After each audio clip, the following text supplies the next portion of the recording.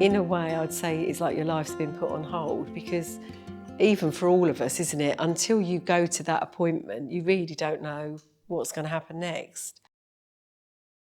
And it's almost like you can't put any plans about your future, you know, for holidays, time off work.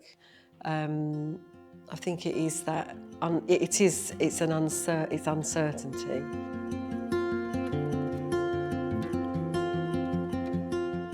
Our role as a nurse specialist really would be that at the point of diagnosis, we would then be pointing out, you know, what's likely to happen, what's the treatment plan, you know, being in the room with the consultant or doctor that's giving the news, so that then you're a listening ear to hear that conversation, to hear, and also, I suppose, observe and see how they've taken the news, and then taking them to another room to then go through, reiterate the information, find out about what's going on in their background, what's going on in their life, what other life situations they're perhaps coping with, and then talk through the treatment plan and what's going to happen next. While patients are waiting for test results, if they've already got a diagnosis and they're waiting for further test results, then obviously, you know, they should have a clinical nurse specialist number, and that's what we would always say, you know, this is what we're here for, you know, you must call us.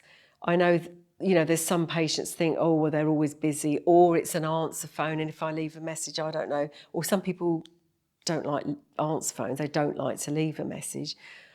But I think it's trying to explain that although we might be in a clinic, we might not be there to answer the phone, we will get back to you. We would give our contact card, we could give our contact details, and we would say the clinical nurse specialist is here for you. We are, you know, your support, we're your advocate, we're here to act on your behalf, to go, you know, to be like the go-between between yourself and perhaps if there's something that you're not sure of with an appointment, or you've got questions that perhaps you want us to maybe ask your doctor, but reiterating that we are your support, and no question is a silly question. You might think, oh, I can't possibly ask that, but actually some of those questions, you know, even if we thought, that's a question that perhaps we haven't heard before, you know, we might have to go and seek advice about that, but we would always come back to you.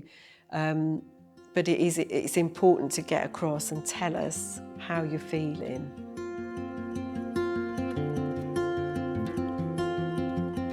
Often, if it's a biopsy and it's, you know, tissue that's been sent to a pathologist, then there's a lot of work that happens to that tissue.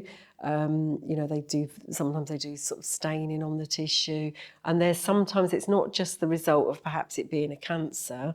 There's other things, information that we need that perhaps takes that little bit longer. I think people think that, you know, obviously everything being digital, everything being on computers, you know, we get instant results, but there's still a process.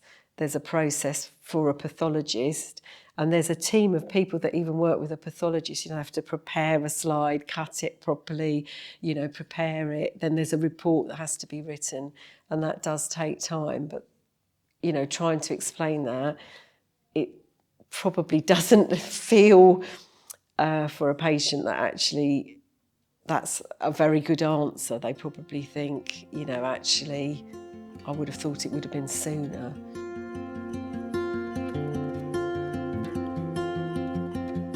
Some people try to distract themselves. So it's either, you know, a lot of people might think, well, I'll just keep busy, I'll go to work, I'll try and be normal and keep everything normal for now. Some people would perhaps think, well, maybe I'm not best placed not to be at work, and perhaps would take some time out.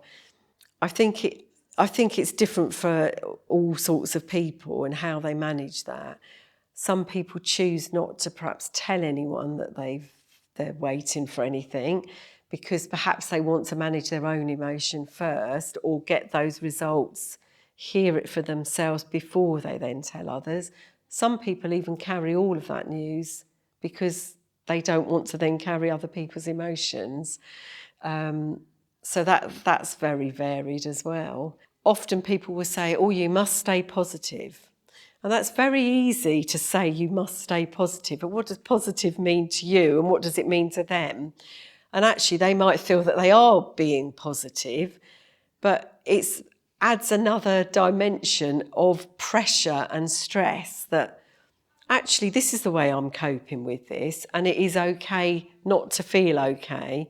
That if there's a day when you feel, actually I just want to stay in and I just, I don't want to do anything, I don't want to see anyone, that's fine too, because it's actually about how you feel, not about how your relatives or family feel.